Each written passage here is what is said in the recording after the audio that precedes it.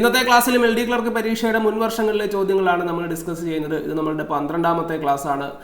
കഴിഞ്ഞ 11 ക്ലാസ്സുകളിലായിട്ട് ഏകദേശം 100-ൽ പരം ചോദ്യങ്ങൾ നമ്മൾ മുൻ വർഷങ്ങളിലെ 100-ലധികം ചോദ്യങ്ങൾ നമ്മൾ നമ്മുടെ ചാനലിലൂടെ നിങ്ങളിലേക്ക് എത്തിച്ചിട്ടുണ്ട്. സോ ഈ ക്ലാസ്സുകളെല്ലാം ഒന്ന് കണ്ടിട്ട് നിങ്ങൾ പരീക്ഷയ്ക്ക് പോവുക. തീർച്ചയായിട്ടും വലിയ രീതിയിൽ അത് നിങ്ങളെ സഹായിക്കും, അക്കാര്യത്തിൽ യാതൊരു സംശയവുമില്ല. അപ്പോൾ ഇന്നത്തെ ക്ലാസ് വളരെ ചെറിയൊരു ക്ലാസ്സാണ്. ഇനി മുതൽ അങ്ങോട്ട് എല്ലാ ദിവസവും ഇതേപോലെ ഒരു വീഡിയോ നിങ്ങൾക്ക് പ്രതീക്ഷിക്കാം. എൽഡി ക്ലർക്ക് പരീക്ഷയിലെ മാത്സ് ചോദ്യങ്ങൾ ഡിസ്കസ് ചെയ്യുന്ന ചെറിയ ചെറിയ വീഡിയോസ്. ഈ ഓരോ ക്ലാസ്സിലും 5 ചോദ്യങ്ങൾ വീതമായിരിക്കും നമ്മൾ ഡിസ്കസ് ചെയ്യുക. അപ്പോൾ ഒട്ടും സമയം കളയേണ്ട മക്കളെ, നമുക്ക് ആദ്യത്തെ ചോദ്യത്തിലേക്ക് പോകാം. വർഷത്തിൽ കൂട്ടുപലിശ കണക്കാക്കുന്ന ഒരു ബാങ്കിൽ ഒരാൾ 2000 രൂപ നിക്ഷേപിച്ചു. 2 വർഷം കഴിഞ്ഞപ്പോൾ തുക 2205 ആയി. എങ്കിൽ പലിശ നിരക്ക് എന്ത്? ഇത് വളരെ എളുപ്പമാണ്. നമ്മൾ ഇങ്ങനെ ഒന്ന് ആലോചിച്ച് നോക്കുക. 2000 രൂപയാണ് ഇയാളുടെ കയ്യിൽ ഉണ്ടായിരുന്നത്. ഇയാൾ അതുകൊണ്ട് ബാങ്കിലിട്ടു. അപ്പോൾ 2 വർഷം കഴിഞ്ഞപ്പോൾ അയാൾക്ക് 2205 രൂപ കിട്ടി. അപ്പോൾ നമ്മൾ മനസ്സിലാക്കേണ്ട കാര്യം, പലിശ എത്രയാണ്? 205 ആണ്. ഇത് ആദ്യത്തെ വർഷം എന്താ സംഭവിക്കുക? മുതലിൻ്റെ പലിശ കിട്ടും അല്ലേ? അതിപ്പം പലിശ, ഇൻട്രസ്റ്റ് എന്ന് വിചാരിച്ചു. രണ്ടാമത്തെ വർഷം എന്താ സംഭവിക്കുക? മുതലിൻ്റെ പലിശ കിട്ടും. പിന്നെ അതിൻ്റെ കൂടെ എന്തുകൂടെ കിട്ടും? പലിശയുടെ പലിശയും കൂടെ കിട്ടും. അപ്പം മുതലിൻ്റെ പലിശ ആദ്യത്തെ വർഷം കിട്ടും. ആദ്യത്തെ വർഷം മുതലിൻ്റെ പലിശ മാത്രമേ കിട്ടത്തുള്ളൂ. രണ്ടാമത്തെ വർഷം മുതലിൻ്റെ പലിശയും പലിശയുടെ പലിശയും കൂടെ കിട്ടും. ഈ പലിശയുടെ പലിശ കിട്ടിയതിനെ ഞാൻ ചെറിയ ഐ ആയിട്ട് എടുക്കുന്നു. അപ്പോൾ ഇത് രണ്ടും കൂടെ കൂട്ടുമ്പോൾ 2i പ്ലസ് കുഞ്ഞനൈ അങ്ങനെ വരുന്നതായിരിക്കും ഈ 205. അപ്പോൾ എനിക്ക് പെട്ടെന്ന് ആലോചിച്ചപ്പോൾ എൻ്റെ മനസ്സിലേക്ക് വന്നത് എന്താണ്? ഈ 205-നെ ഞാൻ ദാ ഇങ്ങനെ എടുത്തു. 100, 100, 5. ശരിയല്ലേ? ആദ്യത്തെ വർഷം മുതലിൻ്റെ പലിശ 100, അടുത്ത വർഷവും മുതലിൻ്റെ പലിശ 100, പിന്നെ പലിശയുടെ പലിശ 5. ശരിയാണ്, ശരിയാണ്. ഇനി അതൊന്ന് ചെക്ക് ചെയ്ത് നോക്കുക. ഇനി അതൊന്ന് ഞാനൊന്ന് ട്രയൽ ആൻഡ് എറർ മെത്തേഡിലൂടെ ചെക്ക് ചെയ്ത് നോക്കുകയാണ്. 2000-ൻ്റെ 5% 100. ശരിയല്ലേ? 2000-ൻ്റെ 5% 100 അല്ലേ? അതെ. അത് ആദ്യത്തെ വർഷം കിട്ടി. അടുത്ത വർഷം അത് കിട്ടി. അപ്പോൾ മുതലിൻ്റെ പലിശ 100 ആണ്. പിന്നെ പലിശയുടെ പലിശ, രണ്ടാമത്തെ വർഷമാണ് പലിശയുടെ പലിശ കിട്ടുക. 100-ൻ്റെ 5% അല്ലേ 5? അതെ. അപ്പോൾ ഇത് നമ്മൾ കൂട്ടിയപ്പോൾ എത്ര കിട്ടി? 205. സോ പലിശ എത്ര ശതമാനം? 5%. കണ്ടോ? മനസ്സിലാലോചിച്ച് നമുക്ക് ചെയ്യാം. അപ്പോൾ ഇത് ഈ നമ്പർ എളുപ്പമായതുകൊണ്ടാണ് കേട്ടോ. ഇപ്പം വല്ല 273 വല്ലതും ഈ പലിശയായിട്ട് കിട്ടിയിരുന്നെങ്കിൽ നമുക്കത് ആലോചിക്കാൻ ബുദ്ധിമുട്ടായിരുന്നു. അവിടെ നമ്മൾ ഡയറക്റ്റ് മെത്തേഡ് വെച്ച് തന്നെ ഒക്കെ ചെയ്യേണ്ടതായിട്ട് വരും. പക്ഷേ ഇവിടെ ഈ ഫിഗർ നമുക്ക് എളുപ്പമായതുകൊണ്ട് നമുക്ക് വളരെ പെട്ടെന്ന് ഈ ചോദ്യത്തിന് ആൻസറിലേക്ക് പോവാം. അപ്പോൾ അത് നിങ്ങൾ അങ്ങനെ ചെയ്യണമെന്ന് തന്നെയാണ് ചോദ്യം ഇട്ട ആളും ആഗ്രഹിക്കുന്നത്. അതുകൊണ്ടാണ് നിങ്ങളെ ഹെൽപ്പ് ചെയ്യാൻ വേണ്ടിയിട്ടാണ് അയാൾ അവിടെ 205 കൊണ്ട് ഇട്ട് തന്നത്. അപ്പോൾ അവിടെ നിന്ന് പെട്ടെന്ന് ഒരു തോട്ട് വന്നതാണ്. അപ്പോൾ എന്തുകൊണ്ടാണ് ഇങ്ങനെ പെട്ടെന്ന് നിങ്ങളുടെ മനസ്സിലേക്ക് വരണമെങ്കിൽ കഴിയുന്നത്ര ചോദ്യങ്ങൾ ചെയ്തിട്ട് പോവുക. അപ്പം ഈ തോന്നലുകളൊക്കെ നിങ്ങൾക്ക് വന്നോളൂ. ആദ്യമായിട്ട് ഇത് കാണുമ്പോൾ ഇയാൾക്ക് ഇത് എവിടെ നിന്ന് കിട്ടി 100, 105 എന്നൊക്കെ നിങ്ങൾക്ക് തോന്നും.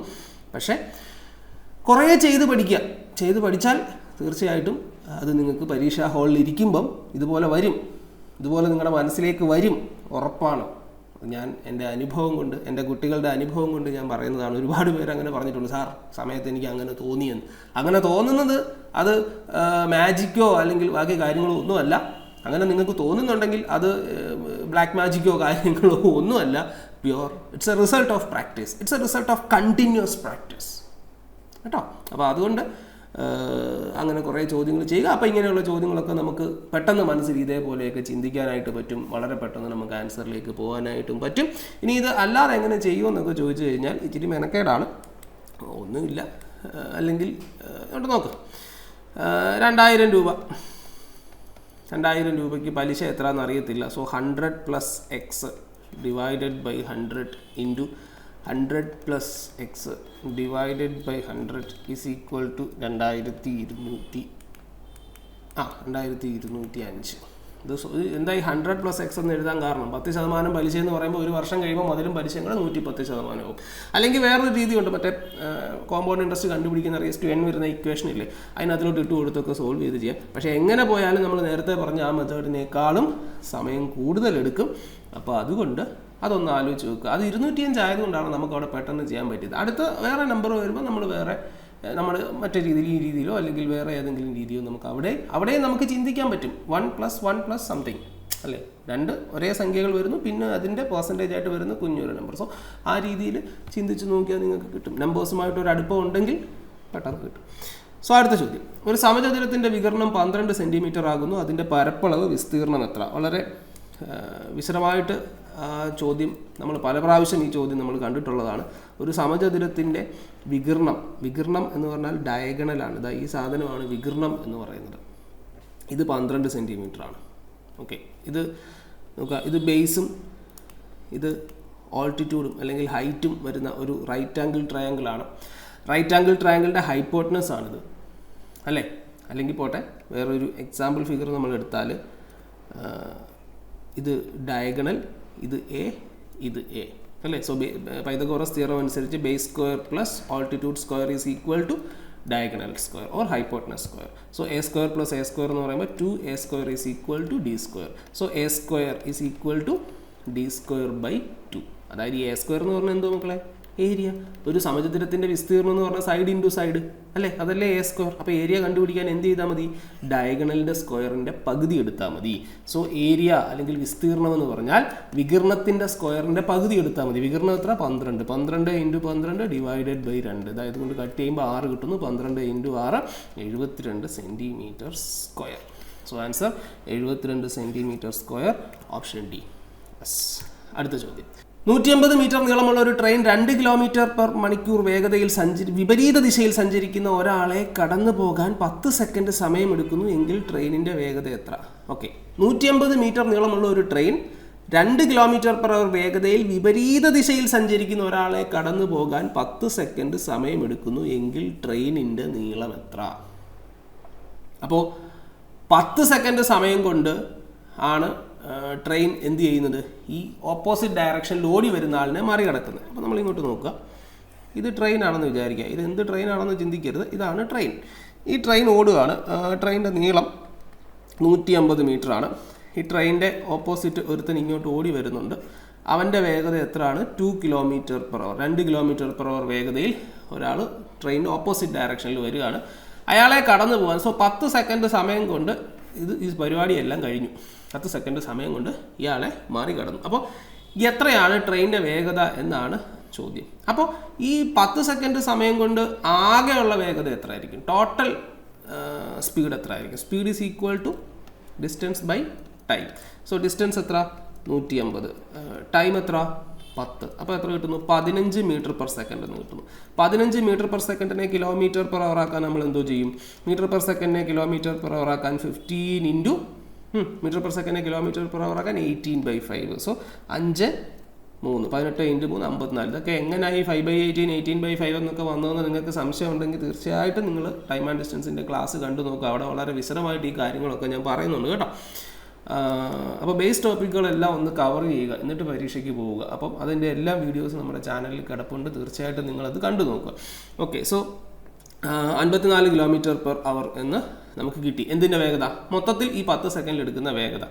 ഒരു ട്രെയിൻ ഓപ്പോസിറ്റ് ഡയറക്ഷനിൽ ഒരാളെ മൂവ് ചെയ്യുകയാണ്, ഒരാളെ ക്രോസ് ചെയ്യുകയാണ്. അപ്പോൾ അവിടുത്തെ റിലേറ്റീവ് സ്പീഡ് എന്ന് പറഞ്ഞാൽ എന്തായിരിക്കും?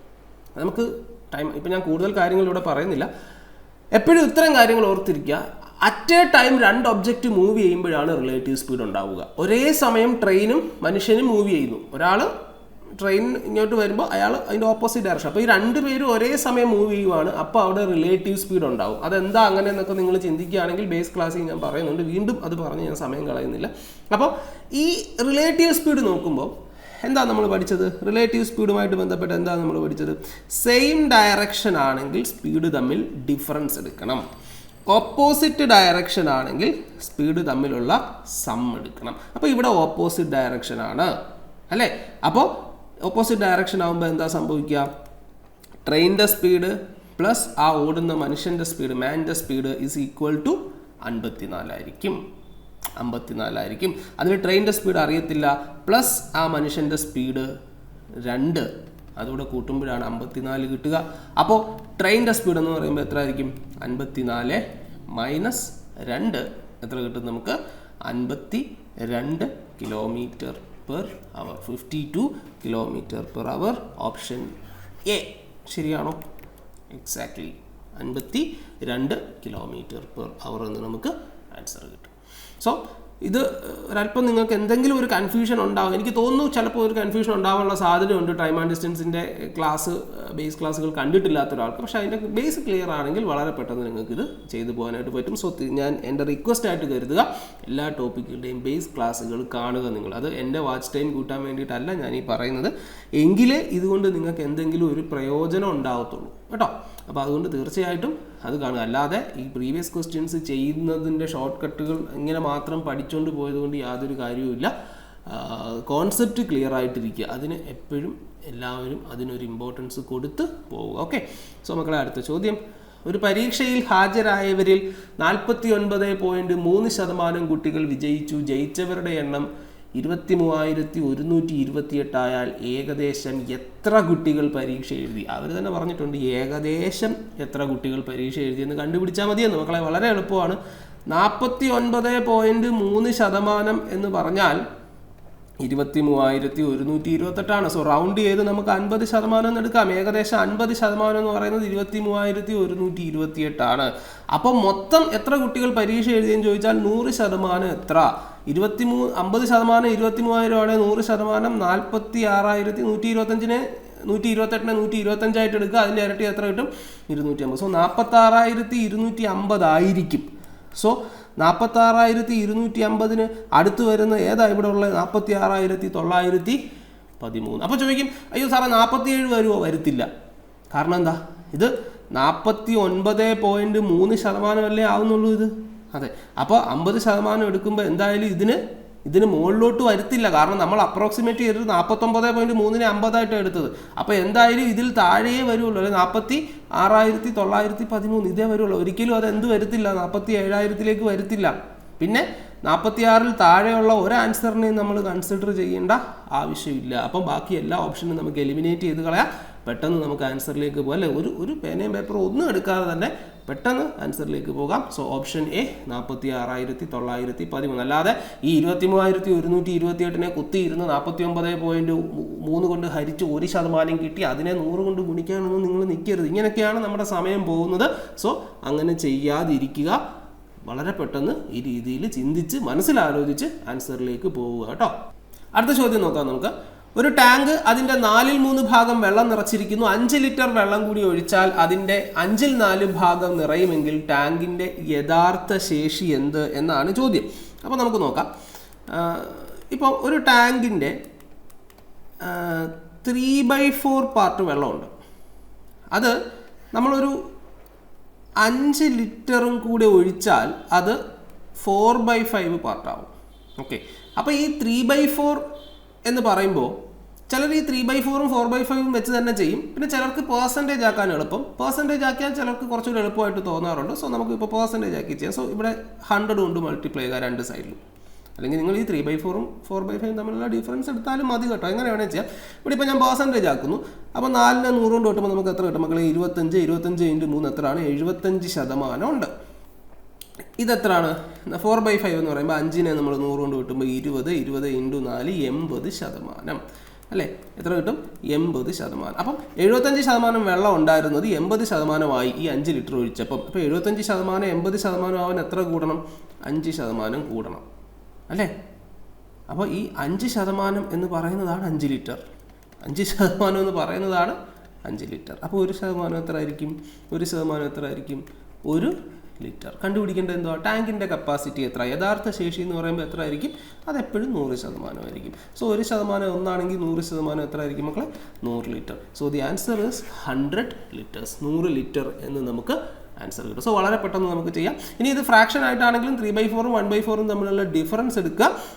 അതെന്ന് പറയുന്നതായിരിക്കും 5%. എന്നിട്ട് ടോട്ടൽ ടാങ്കിനെ 1 ആയിട്ട് എടുത്തിട്ട് അവിടെ 1 എത്രയാണെന്ന് കണ്ടുപിടിച്ചാലും നമുക്ക് ആൻസർ കിട്ടും. സോ എങ്ങനെ വേണമെങ്കിലും ചെയ്യാം. ചിലർ എക്സ് ഉപയോഗിക്കാറുണ്ട്. നിങ്ങൾ എങ്ങനെ വേണമെങ്കിലും ചെയ്തോളൂ, പക്ഷേ അധികം സമയം എടുക്കരുത്. എത്രയും പെട്ടെന്ന് ആൻസറിലേക്ക് എത്തുക. അതാണ് ആ ഒരു മെത്തേഡിനെ. അതാണെങ്കിൽ എനിക്ക് ഓക്കെയാണ്. അല്ലാതെ നിങ്ങൾ കുറേ സമയം എടുത്തൊരു ആൻസർ കിട്ടുന്നതാണെങ്കിൽ ഞാൻ പറയും അത് വേണ്ട, വേറെ എന്തെങ്കിലും ചെയ്തോളാം പറയും. ഓക്കെ. സോ ഇന്നത്തെ ക്ലാസ്സിൽ ഇത്രയേ ഉള്ളൂ. ഈ 5 ചോദ്യങ്ങളാണ് നമ്മൾ ഡിസ്കസ് ചെയ്തിട്ടുള്ളത്. അപ്പോൾ ഇതേപോലെ ഉള്ള മുൻപത്തെ വീഡിയോസൊക്കെ കാണുന്നതിന് വേണ്ടി ഞാൻ ഒരു ലിങ്ക് ഡിസ്ക്രിപ്ഷൻ ബോക്സിൽ കൊടുത്തേക്കാം. ഈ LDC PYQ സീരീസ് എന്ന് പറഞ്ഞിട്ടൊരു ലിങ്ക് ഞാൻ ക്രിയേറ്റ് ചെയ്ത് കൊടുത്തിരിക്കുക. അതിൽ ക്ലിക്ക് ചെയ്താൽ നിങ്ങൾക്ക് ഈ ബാക്കി മുഴുവൻ ക്ലാസ്സസും ബേസ് ടോപ്പിക്കുകളും ഒക്കെ കാണാനായിട്ട് പറ്റും. അപ്പോൾ ഇന്നത്തെ ക്ലാസ് ഇത്രയേ ഉള്ളൂ. ബാക്കി നമുക്ക് അടുത്ത ദിവസം.